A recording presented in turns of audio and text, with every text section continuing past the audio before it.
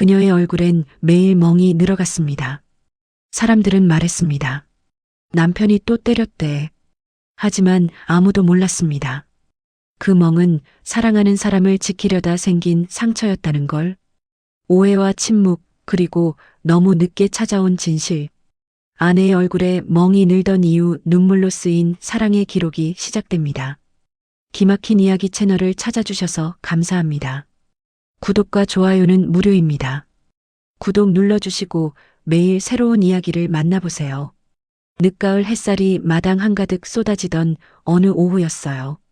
박정호는 작은 나무 의자에 앉아 마당의 감나무를 바라보고 있었습니다.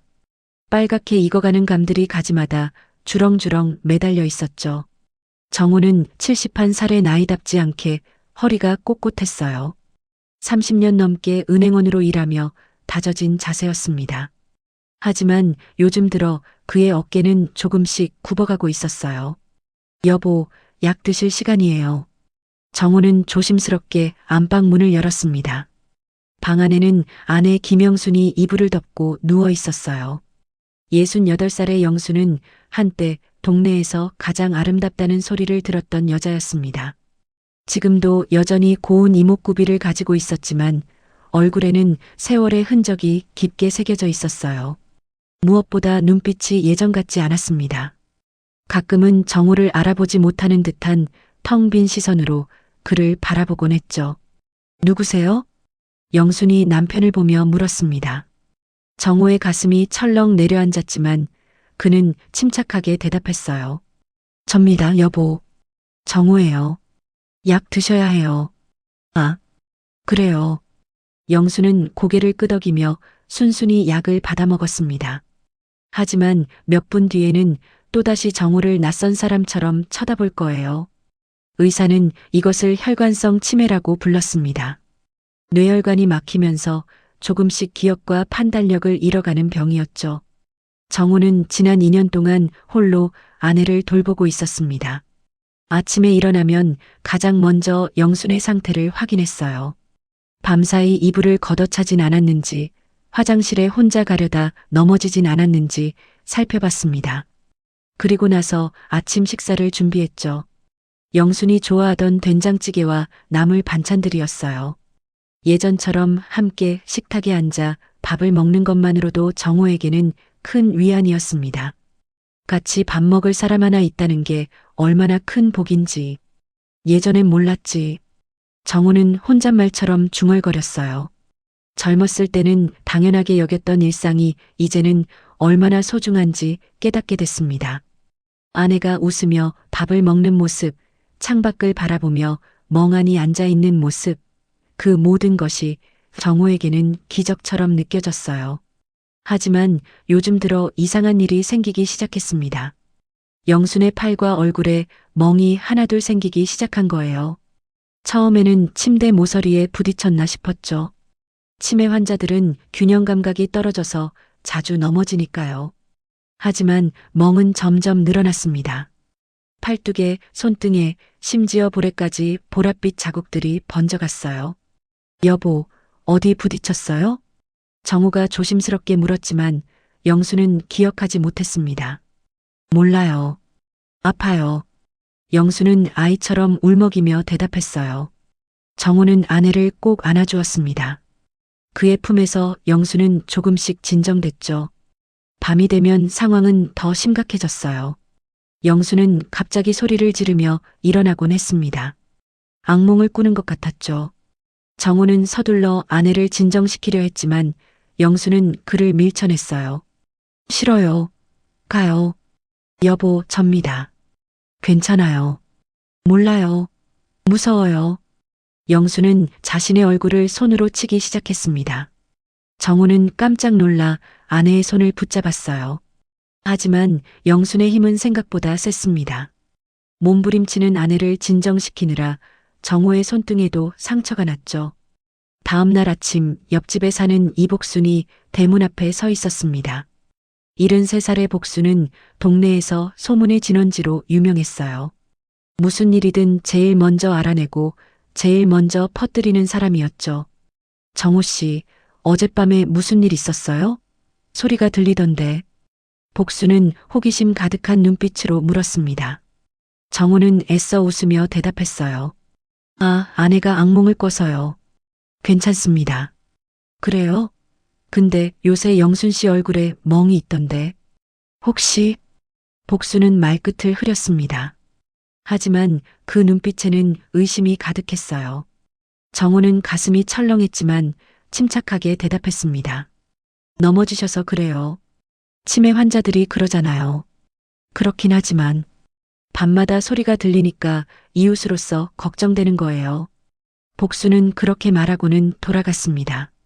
하지만 그날 오후 동네 슈퍼에서 복순의 목소리가 들려왔어요. 박정훈의 집 요즘 이상해. 밤마다 고함 소리 들리고 영순 씨는 얼굴에 멍투성이래. 설마 정우 씨가? 글쎄, 겉으로 보면 착해 보이는데. 정우는 슈퍼 밖에서 그 대화를 듣고 있었습니다. 손에 든 장바구니가 떨렸어요. 평생을 정직하게 살아온 자신이 이제는 동네 사람들의 의심을 받고 있다는 사실이 믿기지 않았습니다. 집으로 돌아오는 길, 정우는 감나무 아래에서 잠시 멈춰 섰어요. 빨갛게 익은 감들이 바람에 흔들리고 있었습니다. 예전에는 영순과 함께 감을 따며 웃었던 기억이 떠올랐죠. 그때는 모든 게 평화로웠습니다. 하지만 이제 그 평화는 조금씩 금이 가고 있었어요.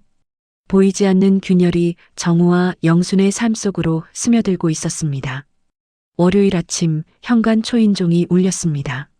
정우는 영순에게 아침 식사를 먹이다 말고 서둘러 문을 열었어요. 문 앞에는 30대 후반으로 보이는 여자가 밝은 미소를 지으며 서 있었습니다. 안녕하세요.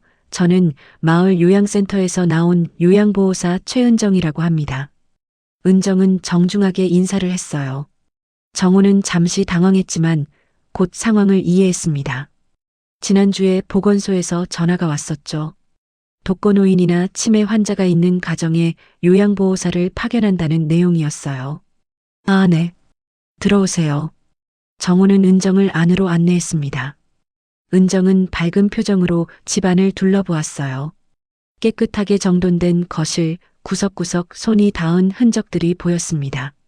정우가 얼마나 성실하게 집안을 돌보고 있는지 느껴졌죠. 어르신, 혼자서 집안일을 다 하시나 봐요. 대단하세요. 뭐 할 수 있을 때까지는 해야죠. 정우는 담담하게 대답했습니다. 은정은 안방으로 들어가 영순을 만났어요. 영순은 이불을 덮고 창밖을 멍하니 바라보고 있었습니다. 안녕하세요, 할머니. 저는 은정이라고 해요. 앞으로 자주 뵐 거예요. 은정은 부드럽게 말을 걸었습니다. 영순은 천천히 고개를 돌려 은정을 바라봤어요. 하지만 눈빛은 초점이 없었습니다. 누구세요? 할머니를 도와드리러 온 사람이에요. 은정은 영순의 손을 잡으려 했습니다. 그런데 그 순간 은정의 눈이 커졌어요.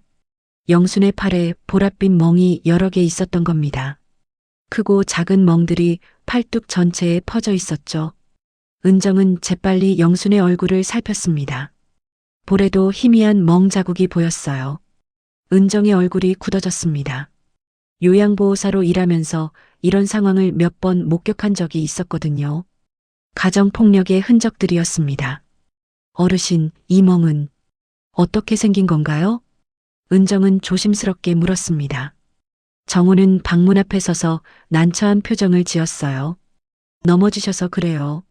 치매가 있으시니까 자주 넘어지세요. 그런데 이렇게 여러 군데, 그것도 팔이랑 얼굴에만요? 은정의 목소리에는 의심이 묻어 있었습니다. 정우는 입술을 깨물었어요. 설명하기가 쉽지 않았습니다. 밤마다 영순이 자해를 하고 그걸 막다가 생긴 상처라는 걸 어떻게 이해시킬 수 있을까요? 복잡한 사정이 있습니다. 정우는 그렇게만 말했어요. 은정은 더 이상 묻지 않았지만 마음속으로는 이미 결론을 내리고 있었습니다. 은정이 영순에게 직접 물었어요. 할머니, 이 멍은 누가 만든 거예요? 할머니가 넘어지신 거예요? 영순은 혼란스러운 눈빛으로 은정을 바라봤습니다. 그리고는 정우를 가리키며 떨리는 목소리로 말했어요. 저 사람이 저 사람이. 영순의 말이 끝까지 이어지지 않았습니다. 하지만 은정에게는 충분했어요. 피해자가 가해자를 가리키고 있다고 생각했습니다. 할머니, 괜찮아요.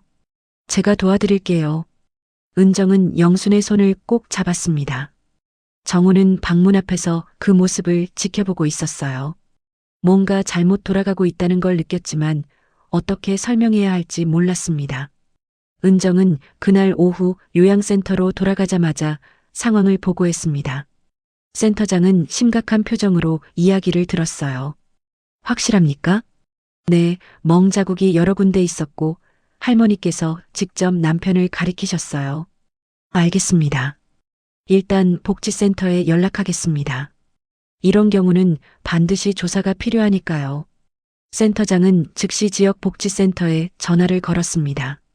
이틀 후 복지센터 직원 2명이 정우의 집을 방문했어요. 박정우 어르신 계십니까? 정우는 마당에서 낙엽을 쓸고 있었습니다. 정장을 입은 두 사람을 보자 가슴이 철렁했어요. 네, 접니다. 저희는 복지센터에서 나왔습니다. 잠깐 이야기 좀 나눌 수 있을까요? 직원들은 정중했지만 단호했습니다. 그들은 집 안으로 들어와 영순의 상태를 확인했어요. 그리고 정우에게 여러 가지 질문을 던졌습니다. 밤에 소리가 들린다는 이웃 증언이 있는데요. 아내가 악몽을 자주 꿔서 그렇습니다. 부인 팔의 멍은 어떻게 생긴 건가요? 넘어지거나 부딪혀서. 제가 막으려다가. 정우의 설명은 설득력이 없어 보였습니다. 직원들은 서로 눈빛을 주고받았어요. 일단 조사는 계속될 겁니다. 필요하면 경찰도 개입할 수 있으니 협조 부탁드립니다. 직원들이 떠난 후 정우는 마당에 주저앉았습니다. 70평생을 정직하게 살아왔는데 이제는 폭력 남편으로 의심받고 있다니 믿기지 않았어요. 그날 저녁 동네 슈퍼 앞에는 사람들이 모여 있었습니다. 복순이 중심이 되어 소문을 퍼뜨리고 있었죠. 복지센터 사람들이 왔다더라. 조사하러. 그럼 진짜 그런 거 아니야? 정우 씨가 영순 씨를. 겉으로는 착해 보였는데 사람 일은 모르는 거지. 밤마다 소리 난다고 했잖아. 이웃으로서 신고해야 하는 거 아니야? 소문은 빠르게 퍼져나갔습니다. 정우가 아내를 폭행한다는 이야기가 마을 전체에 알려졌어요. 사람들은 정우를 보면 힐끗거리며 피했습니다. 그날 밤 정우는 영순의 침대 옆에 앉아 있었어요. 영순은 깊이 잠들어 있었습니다. 정우는 아내의 손을 조심스럽게 잡았어요. 손등에 남은 멍 자국을 쓰다듬으며 중얼거렸습니다. 여보, 내가 당신을 제대로 지켜주지 못하고 있나 봐요. 정우의 목소리는 떨리고 있었습니다. 그는 결혼식 날을 떠올렸어요. 하얀 웨딩드레스를 입은 영순이 환하게 웃던 모습. 그날 정우는 평생 이 여자를 지키겠다고 다짐했었죠. 하지만 지금은 그 다짐조차 의심받고 있었습니다. 창밖으로 달빛이 스며들었어요. 고요한 밤이었지만 정우의 마음은 무너져 내리고 있었습니다. 세상은 그를 믿어주지 않았고 그가 할 수 있는 건 아무것도 없었어요. 다음 날 아침 은정이 다시 찾아왔습니다. 그녀는 정우를 볼 때마다 경계하는 눈빛을 보냈어요. 정우는 그 시선이 견디기 힘들었지만 아무 말도 하지 않았습니다. 입을 열면 열수록 오해만 커질 것 같았거든요. 정우는 그저 묵묵히 아내 곁을 지켰습니다. 그게 지금 자신이 할 수 있는 유일한 일이었으니까요. 목요일 오전 정우는 장바구니를 들고 시장으로 향했습니다. 영순을 위해 신선한 채소와 과일을 사야 했어요. 예전에는 영순과 함께 장을 보러 다녔었죠. 손을 꼭 잡고 이 가게 저 가게 구경하며 웃던 시절이 있었습니다. 하지만 이제는 혼자였어요. 시장 입구에 들어서자 생선가게 아주머니가 정우를 힐끗 쳐다봤습니다. 그리고는 재빨리 옆 사람에게 뭔가를 속삭였어요. 정우는 못 본 척하며 채소 가게로 향했습니다. 무 하나 주세요. 정우가 말했지만 채소 가게 주인은 대답 없이 무를 골라 비닐봉지에 담았어요. 평소 같았으면 이런저런 이야기를 나누곤 했는데 오늘은 묘하게 조용했습니다. 4,000원입니다. 네. 정우는 돈을 건네고 물을 받았어요. 주인은 눈도 마주치지 않았습니다. 정우는 가슴이 답답해졌지만 참았어요. 과일 가게로 가는 길, 두 명의 아주머니가 정우를 보더니 수군거리기 시작했습니다. 저 사람이 박정우 씨 맞지? 그러게. 밤마다 소리 난다며? 복지센터까지 왔다던데. 그럼 진짜. 아주머니들의 목소리는 작았지만 정우의 귀에는 또렷하게 들렸어요. 정우는 장바구니를 꼭 쥐고 걸음을 재촉했습니다. 과일 가게 주인도 달랐어요. 예전에는 정우 씨, 오늘 사과 싱싱해요. 하며 먼저 말을 걸던 사람이었는데 오늘은 냉랭하게 대했습니다. 뭐 필요하세요? 사과 5개만 주세요. 주인은 말없이 사과를 골라 봉지에 담았어요. 정우는 돈을 내고 재빨리 가게를 나왔습니다. 더 이상 이곳에 있고 싶지 않았어요. 시장을 나오는 길 정육점 앞에서 복순과 마주쳤습니다. 복순은 정우를 보자 어색하게 웃었어요. 아이고, 정우 씨. 장 보러 나오셨어요? 네. 정우는 짧게 대답하고 지나가려 했습니다. 하지만 복순은 그를 붙잡았어요. 정우 씨, 저기, 제 말 좀 들어봐요. 동네 사람들이 다 걱정하고 있어요. 무슨 걱정이요? 영순 씨 말이에요. 멍이 늘어나고 있다던데. 혹시 정우 씨가 힘드시면 요양원도 알아보시는 게. 복순의 말에는 선의가 담겨 있었지만 정우에게는 비수처럼 꽂혔습니다. 요양원에 보내라는 말은 곧 자신이 아내를 제대로 돌보지 못한다는 뜻이었으니까요. 괜찮습니다. 제가 알아서 하겠습니다. 정우는 단호하게 말하고 돌아섰어요. 복수는 그의 뒷모습을 안타깝게 바라봤습니다. 집으로 돌아오는 길 정우의 손은 떨리고 있었어요. 장바구니가 무겁게 느껴졌습니다. 아니, 무거운 건 장바구니가 아니라 마음이었어요. 평생을 정직하게 살아왔는데 이제는 동네 사람들 모두가 자신을 의심하고 있었습니다. 집에 도착하니 안방에서 이상한 소리가 들렸어요. 정우는 급히 문을 열었습니다. 영순이 창문 앞에 서서 손으로 유리창을 두드리고 있었어요. 여보, 안 돼요. 정우는 서둘러 영순을 붙잡았습니다. 영순은 놀란 듯 소리를 질렀어요. 놓아요. 나가야 해요. 나가야 한다고요. 어디 나가시려고요? 위험해요. 정우는 아내를 꼭 안았습니다. 영순은 몸부림쳤어요. 정우의 팔에 영순의 손톱 자국이 생겼지만 그는 놓지 않았습니다. 제발, 진정하세요. 정우의 목소리는 절박했어요. 몇 분이 지나자 영순은 천천히 힘이 빠졌습니다. 정우는 아내를 침대에 눕히고 이불을 덮어줬어요. 미안해요. 미안해요. 영순은 갑자기 울기 시작했습니다. 정우는 아내의 손을 잡았어요. 괜찮아요. 아무것도 잘못한 거 없어요. 하지만 영순의 팔에는 또다시 새로운 멍이 생겨 있었습니다. 창문을 두드리다 생긴 것이었죠. 정우는 한숨을 내쉬었어요. 이 멍들을 어떻게 설명할 수 있을까요? 그날 저녁 은정이 찾아왔습니다. 그녀는 영순의 상태를 확인하다가 새로 생긴 멍을 발견했어요. 어르신, 이 멍은 또 언제 생긴 건가요? 오늘 낮에. 창문을 제가 말렸는데. 정우는 말을 제대로 잇지 못했습니다. 은정의 눈빛이 차갑게 변했어요. 어르신, 솔직하게 말씀하세요. 할머니께 손을 대신 거죠? 아닙니다. 절대 그런 적 없어요. 정우는 목소리를 높였습니다. 하지만 은정은 믿지 않았어요. 그럼 이 멍들은 다 뭔가요? 하루가 멀다 하고 늘어나잖아요. 아내가 스스로. 정우는 설명하려 했지만 말이 나오지 않았습니다. 자신도 믿기 힘든 상황을 어떻게 남에게 이해시킬 수 있을까요? 은정은 더 이상 묻지 않았습니다. 대신 집에 돌아가자마자 고민에 빠졌어요. 요양센터에 보고하는 것만으로는 부족하다고 생각했습니다. 이건 명백한 폭력 사건이었으니까요. 그날 밤 은정은 경찰서 번호를 휴대전화에 저장해 두었습니다. 아직 신고하진 않았지만 상황이 더 나빠지면 언제든 신고할 준비를 해둔 거예요. 같은 시각 정우는 마당에 나와 있었습니다. 차가운 밤 공기가 얼굴을 스쳤어요. 하늘에는 별이 총총했습니다. 정우는 감나무를 올려다봤어요.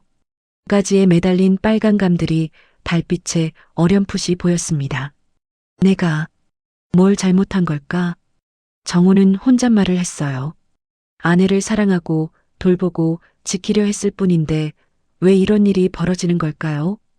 세상은 그를 믿어주지 않았습니다. 안방에서는 영순의 작은 신음소리가 들려왔어요. 정우는 다시 집 안으로 들어갔습니다. 영순이 악몽을 꾸는지 몸을 뒤척이고 있었어요. 괜찮아요. 제가 여기 있어요. 정우는 아내의 손을 잡고 나지막이 말했습니다. 영수는 정우의 손을 느끼자 조금 진정됐어요. 정우는 그렇게 밤새 아내 곁을 지켰습니다. 다음 날 아침 우체부가 편지 한 통을 가져왔어요. 복지센터에서 온 공문이었습니다. 정우는 떨리는 손으로 편지를 열었어요. 조사 결과에 따라 추가 조치가 필요할 수 있음. 협조 바람. 짧은 문장이었지만 정우에게는 선고처럼 느껴졌습니다. 이제 상황은 걷잡을 수 없이 커지고 있었어요. 정우의 눈빛은 점점 더 텅 비어갔습니다. 마당의 감나무 아래에서 낙엽이 바람에 흩날렸어요.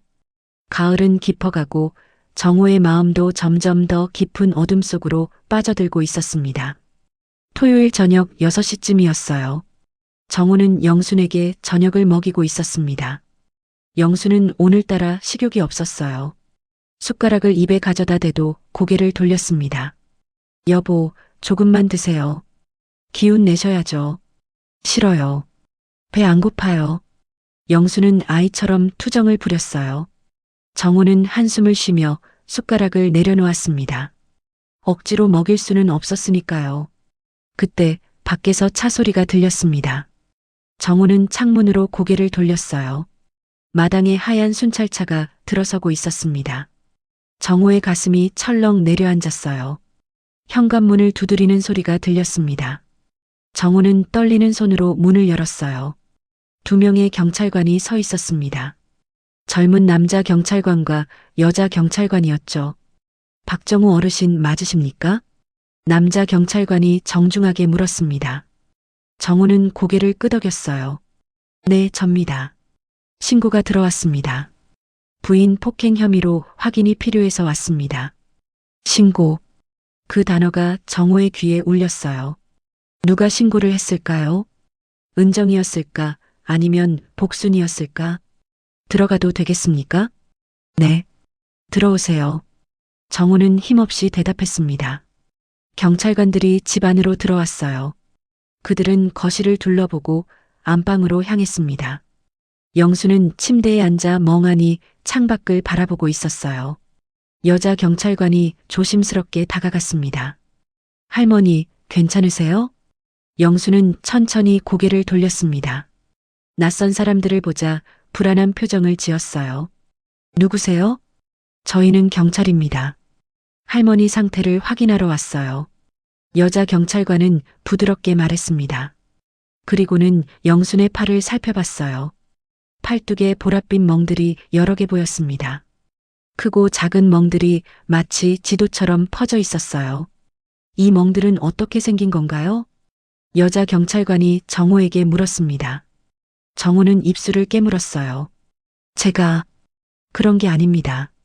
그럼 어떻게 생긴 건가요? 남자 경찰관도 물었습니다. 정우는 대답하지 못했어요. 설명해봤자 믿을 사람이 없을 것 같았습니다. 경찰관들은 방 안을 더 살폈어요. 창가에 깨진 유리 조각들이 보였습니다.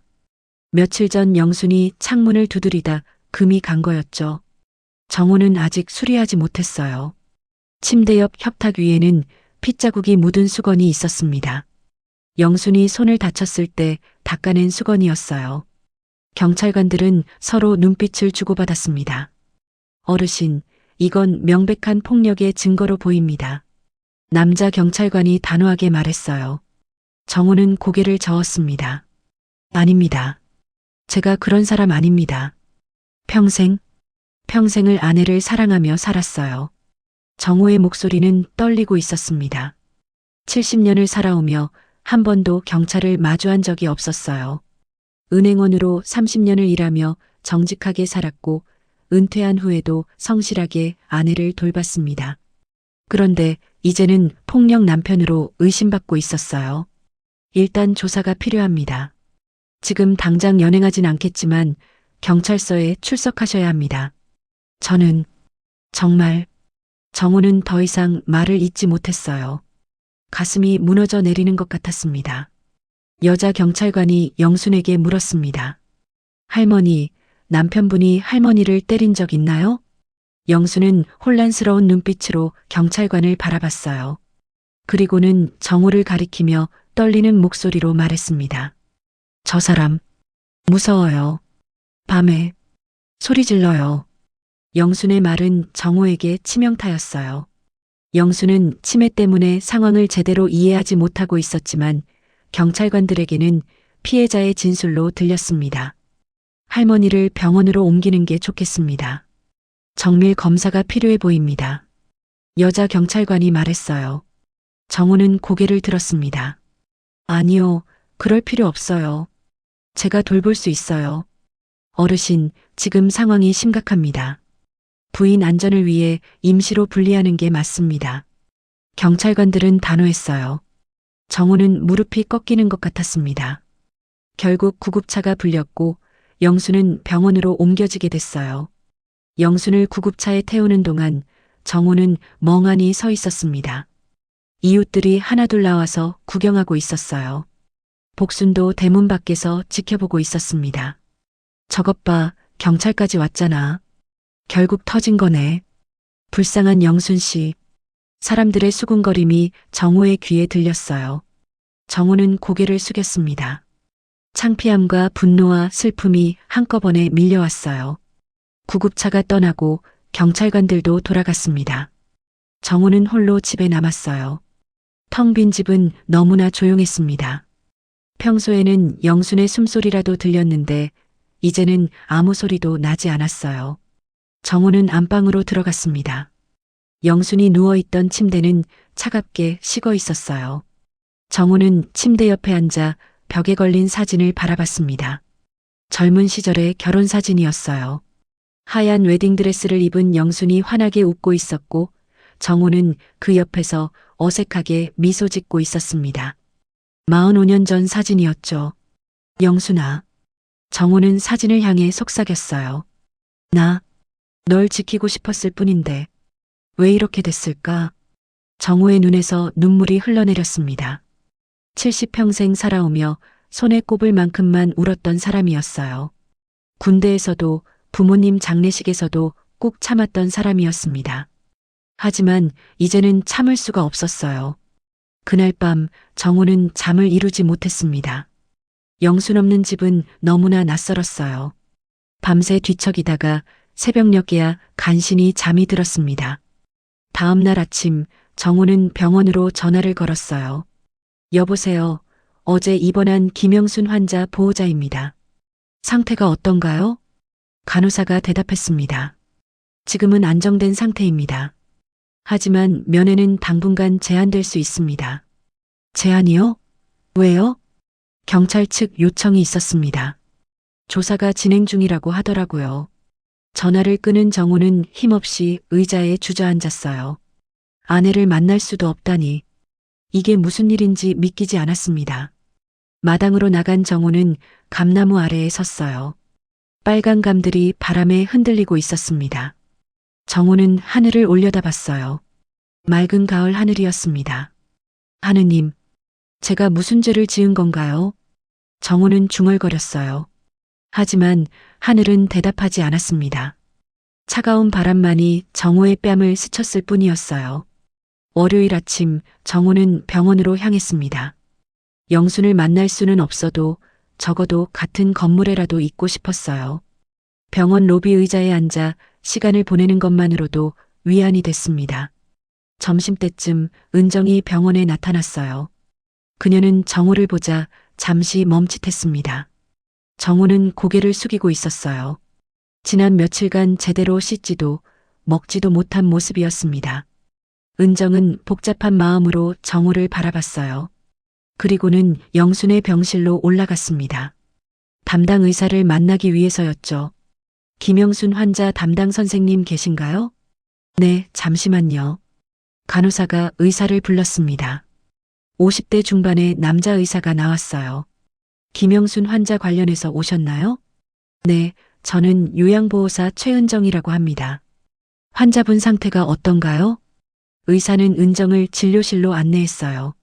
책상 위에는 영순의 차트가 펼쳐져 있었습니다. 일단 외상은 심각하지 않습니다. 멍과 타박상이 주된 증상이고요. 그럼 폭행 흔적이 맞는 건가요? 은정이 조심스럽게 물었습니다. 의사는 잠시 침묵했어요. 그게 제가 자세히 검사를 해봤는데요. 의사는 영순의 차트를 넘기며 설명했습니다. 멍의 위치와 형태를 보면 외부에서 가해진 폭력이라기보다는 자해의 가능성이 높습니다. 자해요? 은정은 눈이 커졌어요. 의사는 고개를 끄덕였습니다. 네. 김영순 씨는 혈관성 치매를 앓고 계십니다. 이 병의 특징 중 하나가 충동조절 장애인데요. 환자 스스로 자신의 몸을 때리거나 긁는 습관이 생기는 경우가 있습니다. 그럼 남편분이 때린 게 아니라는 말씀이신가요? 의사는 다시 차트를 넘겼어요. 남편분 손을 검사해 봤습니다. 손등과 팔에 여러 군데 상처가 있더라고요. 이건 누군가를 때려서 생긴 상처가 아닙니다. 오히려 누군가를 막으려다 생긴 방어 상처입니다. 은정의 얼굴이 하얗게 질렸어요. 그럼 제가 잘못 판단한 건가요? 상황을 오해하신 것 같습니다. 박정호 씨는 아내가 스스로를 해치는 걸 막으려 애쓰신 겁니다. 밤마다 소리가 났던 것도 아마 부인을 진정시키려는 과정에서 나온 소리였을 거예요. 의사의 말에 은정은 입을 다물지 못했어요. 머릿속이 하얗게 비었습니다. 자신이 얼마나 큰 실수를 저질렀는지 깨달은 거예요. 저는 그분이 폭력을 휘두른다고 생각했어요. 치매 환자를 돌보는 건 정말 힘든 일입니다. 특히 혈관성 치매는 환자의 성격 변화가 심해서 보호자가 감당하기 어렵죠. 박정호 씨는 2년 동안 혼자서 아내를 돌봐오신 겁니다. 은정은 눈물이 흘러내렸어요. 자신이 무슨 짓을 한 건지 후회가 밀려왔습니다. 제가 경찰에 신고까지 했어요. 그건 직업상 당연한 판단이었을 수 있습니다. 하지만 이제 진실을 아셨으니 바로잡으셔야죠. 은정은 고개를 끄덕였어요. 그리고는 진료실을 나와 로비로 내려갔습니다. 정호는 여전히 같은 자리에 앉아 있었어요. 은정은 정호에게 다가갔습니다. 정호는 은정을 보자 움찔했어요. 어르신. 은정의 목소리는 떨리고 있었습니다. 정호는 대답하지 않았어요. 어르신 정말 죄송합니다. 은정은 정호 앞에서 고개를 숙였습니다. 눈물이 뚝뚝 떨어졌어요. 제가 잘못 봤어요. 의사 선생님께 들었어요. 할머니가 스스로. 정호는 여전히 아무 말이 없었습니다. 그저 창밖을 바라보고 있을 뿐이었어요. 은정은 계속 말을 이었습니다. 어르신께서 할머니를 지켜주고 계셨던 거죠. 그런데 저는 의심만 했어요. 정말 죄송합니다. 정호는 천천히 고개를 돌렸어요. 그의 눈빛은 텅 비어 있었습니다. 이제 알았다고 해서 뭐가 달라지나요? 정호의 목소리는 힘이 없었어요. 동네 사람들은 이미 저를 폭력 남편으로 알고 있어요. 경찰 조사까지 받았고요. 이제 와서 제가 억울하다고 말한들 누가 믿어주겠어요. 은정은 아무 말도 할 수 없었습니다. 정호의 말이 맞았어요. 한번 생긴 오해는 쉽게 풀리지 않았으니까요. 저는 그저 아내를 사랑했을 뿐입니다. 돌봐주고 싶었을 뿐이에요. 그게 죄인가요? 정호의 목소리가 떨렸어요. 은정은 더 이상 참을 수가 없었습니다. 그녀는 정호 앞에 무릎을 꿇었어요. 어르신, 제가 바로잡을게요. 복지센터에도 경찰에도 다시 말씀드릴게요. 제가 잘못 판단했다고. 정호는 고개를 저었습니다. 그래도 세상은 날 믿지 않겠지. 정우는 자리에서 일어났어요. 그리고는 병원 밖으로 나갔습니다. 은정은 그의 뒷모습을 바라보며 눈물을 흘렸어요. 정우는 병원 밖 벤치에 앉았습니다. 손에는 영순의 머리핀을 꼭 쥐고 있었어요. 며칠 전 영순이 떨어뜨린 머리핀이었죠. 정우는 그것을 주워서 계속 가지고 다녔습니다. 여보, 미안해요. 내가 당신을 지켜주지 못했어요. 정우는 중얼거렸어요. 차가운 바람이 불어왔습니다. 가을은 깊어가고 정우의 마음도 점점 더 깊은 어둠 속으로 빠져들고 있었어요. 병원 창문 너머로 영순이 있을 병실이 보였습니다. 정우는 그곳을 멍하니 바라봤어요. 45년을 함께 살아온 아내. 기쁠 때나 슬플 때나 함께했던 사람. 그 사람을 제대로 지켜주지 못했다는 자책감이 정우를 짓눌렀습니다. 해가 저물어가고 있었어요. 하늘은 붉게 물들었습니다. 정우는 여전히 벤치에 앉아 머리핀을 만지작거리고 있었어요. 그의 눈에서는 눈물이 끝없이 흘러내렸습니다. 병원 안에서 은정은 복지센터에 전화를 걸고 있었어요. 진실을 알리기 위해서였죠. 하지만 정우가 말한 대로 이미 생긴 오해를 풀기는 쉽지 않을 거였어요. 그날 밤 정우는 집으로 돌아가지 않았습니다. 병원 벤치에서 밤을 보냈어요. 추운 날씨였지만 정우는 아무것도 느끼지 못했습니다. 마음이 얼어붙어 있었으니까요. 새벽녘 병원 경비가 정우를 발견하고 깨웠어요. 어르신, 여기서 주무시면 안 됩니다. 정우는 천천히 눈을 떴습니다. 하늘이 밝아오고 있었어요. 새로운 날이 시작되고 있었지만 정우에게는 아무 희망도 보이지 않았습니다. 화요일 오전 은정은 복지센터를 찾아갔습니다. 지난밤 한숨도 자지 못했어요. 자신이 저질러 놓은 일을 바로잡아야 한다는 생각뿐이었습니다.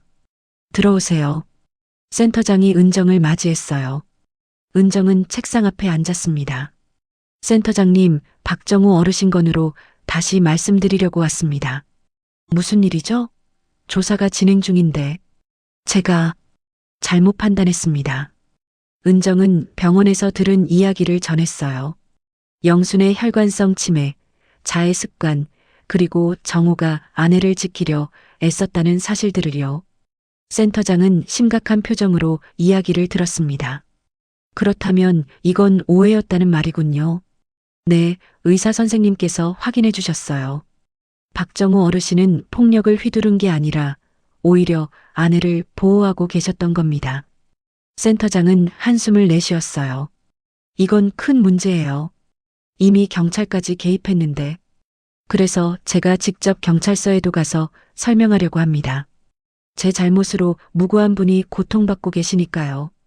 은정의 목소리는 단호했습니다. 센터장은 고개를 끄덕였어요. 알겠습니다. 제가 공식 문서로 수정 보고서를 작성하겠습니다. 최선을 다해 바로잡아 봅시다. 은정은 복지센터를 나와 경찰서로 향했습니다. 담당 형사를 만나 상황을 설명했어요. 형사는 의아한 표정을 지었습니다. 그렇다면 신고 자체가 잘못된 거였군요. 네, 제가 상황을 오해했습니다. 죄송합니다. 병원 소견서를 제출해 주시면 조사를 종결하겠습니다. 은정은 다시 병원으로 달려가 의사에게 소견서를 부탁했어요. 의사는 흔쾌히 작성해 주었습니다. 하지만 은정이 해야 할 일은 아직 끝나지 않았어요. 가장 중요한 건 동네 사람들에게 진실을 알리는 것이었습니다. 소문이 퍼진 만큼 진실도 똑같이 퍼뜨려야 했죠.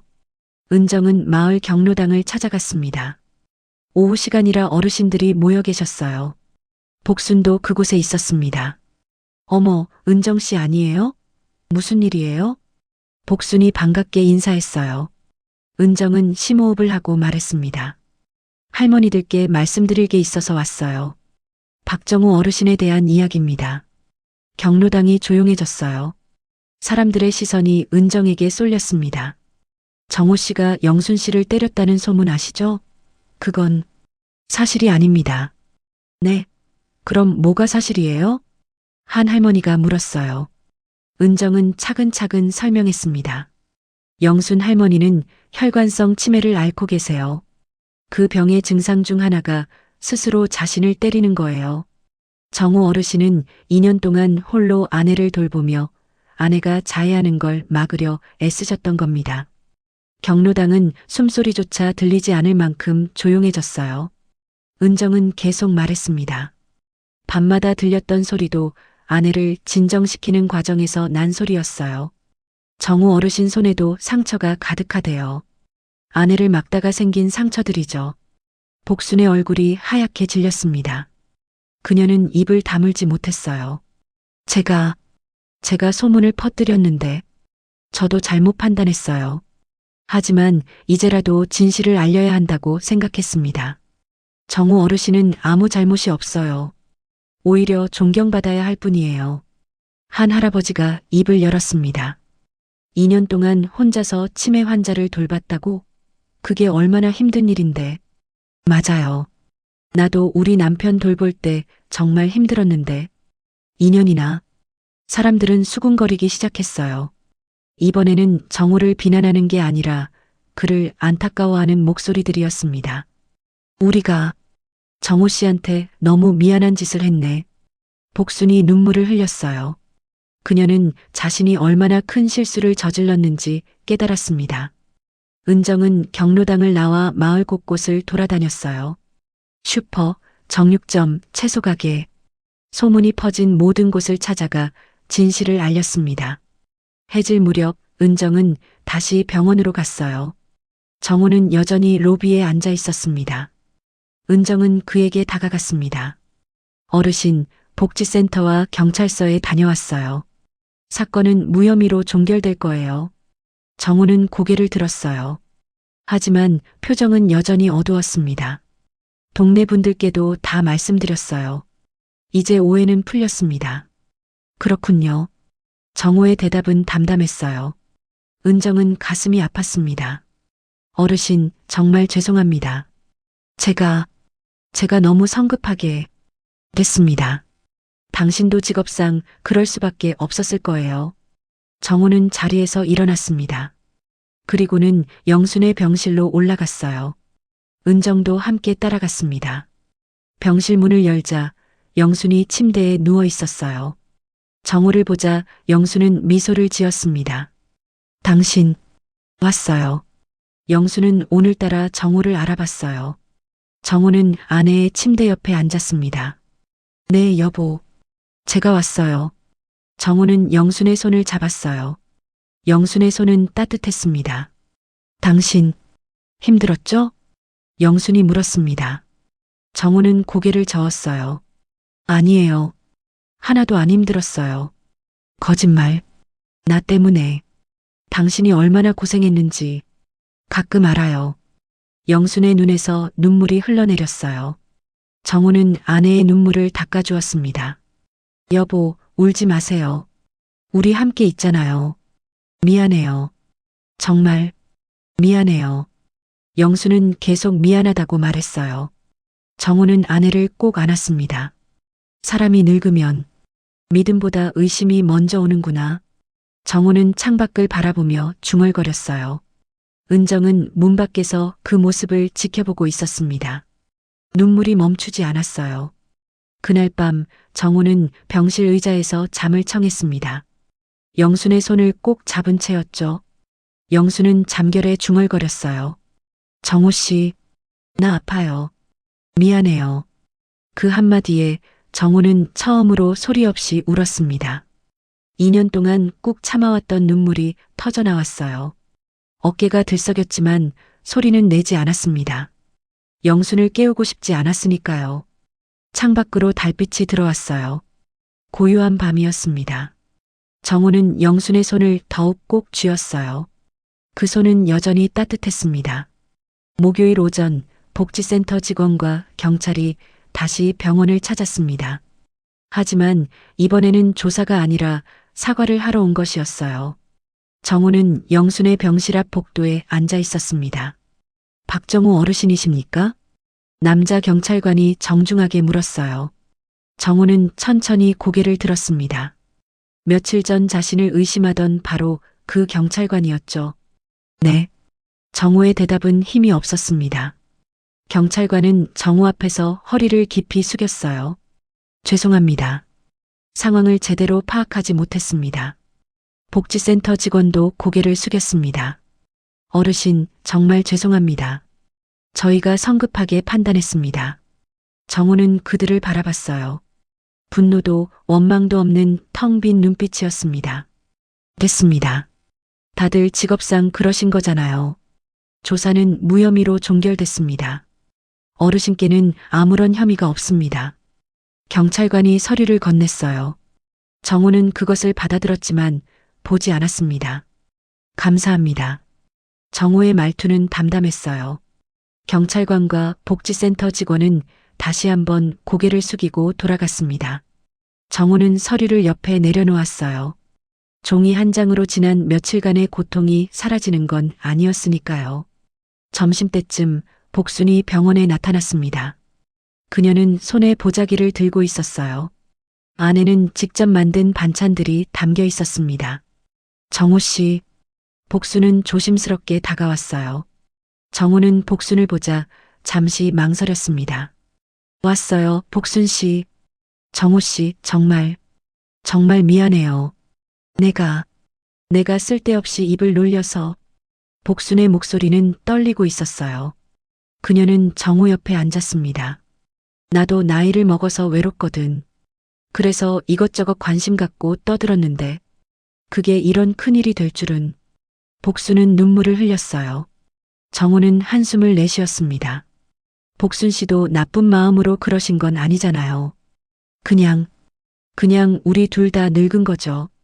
그래도 내가 너무 함부로 말했어. 은정 씨한테 다 들었어. 정우 씨가 2년 동안 얼마나 고생했는지. 복수는 보자기를 정우에게 내밀었어요. 이거라도 받아줘. 내가 만든 반찬이야. 제대로 된 사과는 못 되겠지만.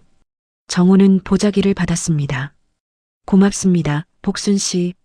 정우 씨, 동네 사람들도 다 알아. 이제 아무도 이상한 소리 안 해. 다들 미안해하고 있어. 복수는 일어서며 말했어요. 영순 씨 좀 나아지면 우리 집에 놀러와. 내가 영순 씨 좋아하는 된장찌개 끓여줄게. 그럴게요. 복순이 떠나고 정우는 혼자 남았어요. 보자기를 풀어보니 김치, 나물, 조림 같은 반찬들이 정성스럽게 담겨 있었습니다. 정우는 코끝이 찡해졌어요. 오후에 은정이 찾아왔습니다. 그녀는 요양보호사로서 영순을 돌보러 온 것이었어요.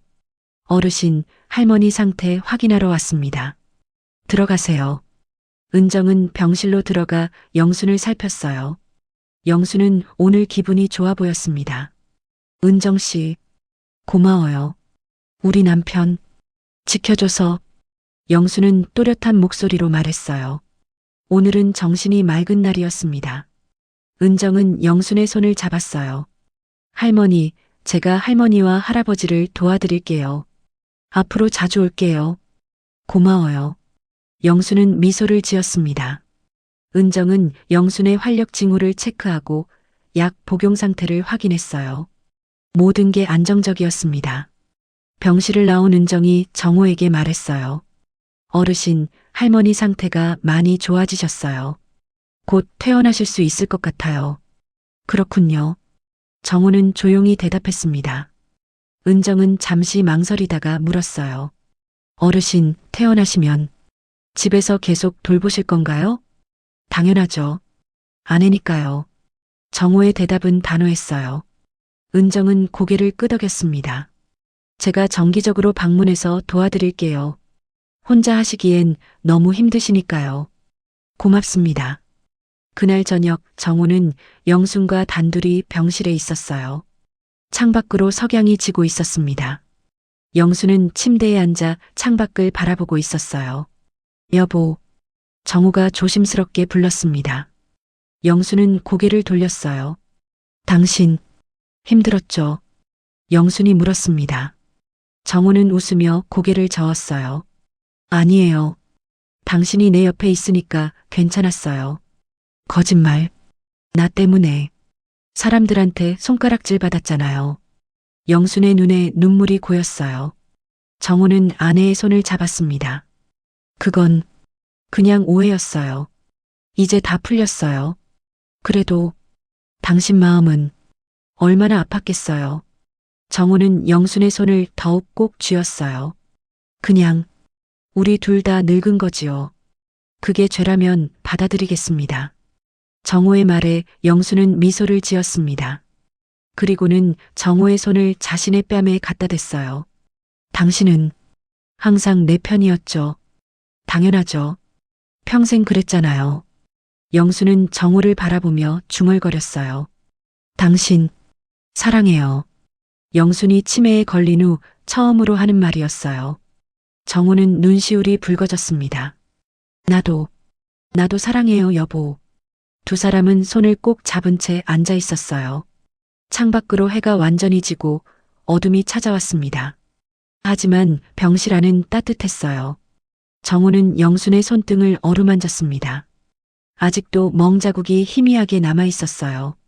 하지만 이제는 그 자국들이 무엇을 의미하는지 다들 알고 있었습니다. 그건 폭력의 흔적이 아니라 사랑의 증거였어요. 밤이 깊어갔습니다. 정우는 영순이 잠들 때까지 곁을 지켰어요. 영순의 평화로운 얼굴을 보며 정우는 생각했습니다. 이게 맞는 거야. 함께 늙어가는 거, 서로를 지키는 거, 그게 부부니까. 정우는 조용히 미소 지었습니다. 지난 며칠간의 고통이 완전히 사라진 건 아니었지만 이제는 앞으로 나아갈 수 있을 것 같았어요. 창밖으로 별이 반짝였습니다. 고요한 밤이었어요. 정우는 의자에 앉아 눈을 감았습니다. 오랜만에 편안한 잠이 찾아올 것 같았어요. 2주일 후 영수는 퇴원했습니다. 정우는 아침 일찍 병원에 도착해 아내를 맞이했어요. 영수는 휠체어에 앉아 있었습니다. 아직 걷기가 불편했거든요. 여보, 집에 가요. 정우가 말했습니다. 영수는 고개를 끄덕이며 미소 지었어요. 네, 집에 가요. 병원을 나서자 따뜻한 봄바람이 불어왔습니다. 겨울을 지나 봄이 찾아온 거예요.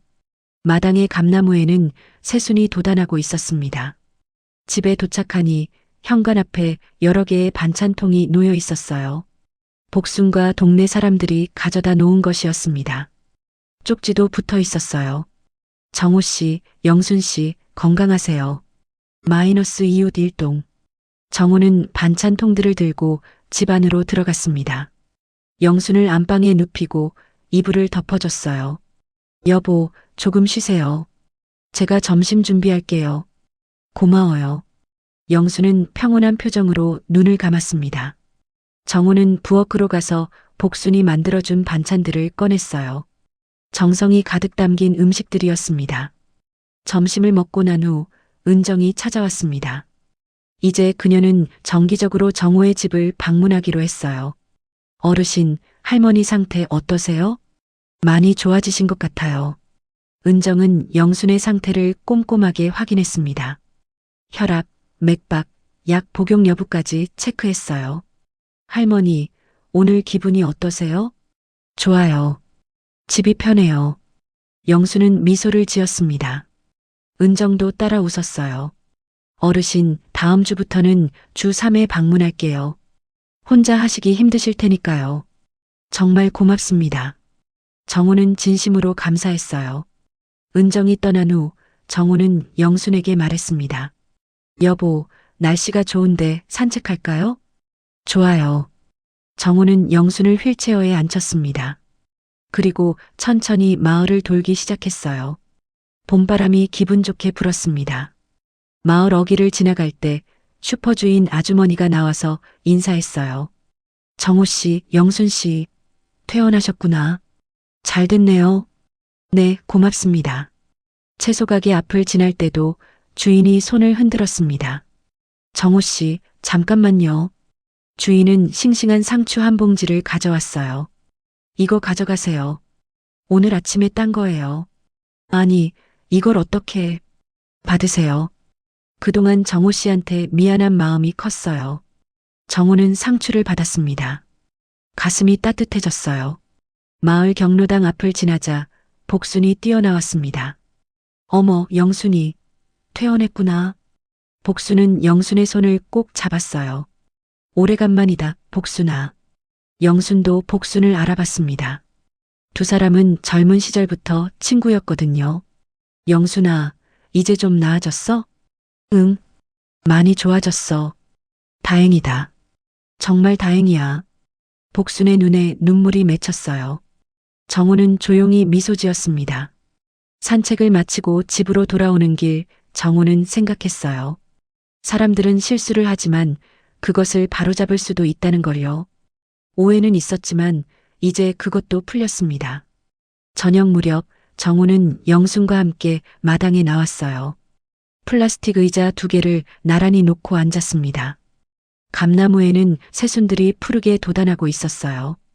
여보, 기억나요? 우리가 이 감나무 심었을 때 정우가 물었습니다. 영수는 고개를 갸우뚱했어요. 잘 기억 안 나. 괜찮아요. 제가 기억하고 있으니까. 정우는 영순의 손을 잡았습니다. 영순도 정우의 손을 꼭 쥐었어요. 당신이 누군지 가끔 잊어버리지만 영순이 말했습니다. 마음은 알아요. 따뜻해요. 영순의 말에 정우는 눈시울이 붉어졌어요. 그거면 됐어. 당신이 내 옆에 있다는 것만으로 충분해요. 두 사람은 손을 꼭 잡은 채 앉아 있었습니다. 석양이 마당을 붉게 물들였어요. 감나무 그림자가 길게 드리워졌습니다. 멀리서 복순과 은정이 담장 너머로 지켜보고 있었어요. 두 사람은 아무 말 없이 그 모습을 바라봤습니다. 저렇게 오래 함께 산다는 게 쉬운 일이 아닌데. 복순이 중얼거렸어요. 진짜 사랑이란 게 저런 거겠죠. 힘들어도 포기하지 않고 함께하는 것. 은정이 대답했습니다. 해가 완전히 지고 어둠이 찾아왔어요. 정우는 영순을 안방으로 모셨습니다. 영순을 침대에 눕히고 이불을 덮어줬어요. 여보, 내일은 뭐 하고 싶어요? 산책. 또 하고 싶어요. 그럼 내일도 산책하러 가요. 고마워요. 정우 씨. 영수는 눈을 감았습니다. 정우는 아내의 이마에 가볍게 입을 맞췄어요. 그리고는 조용히 방을 나왔습니다. 거실로 나온 정우는 창밖을 바라봤어요. 하늘에는 별이 총총했습니다. 정우는 생각했습니다. 사람들은 눈에 보이는 상처만 믿는다.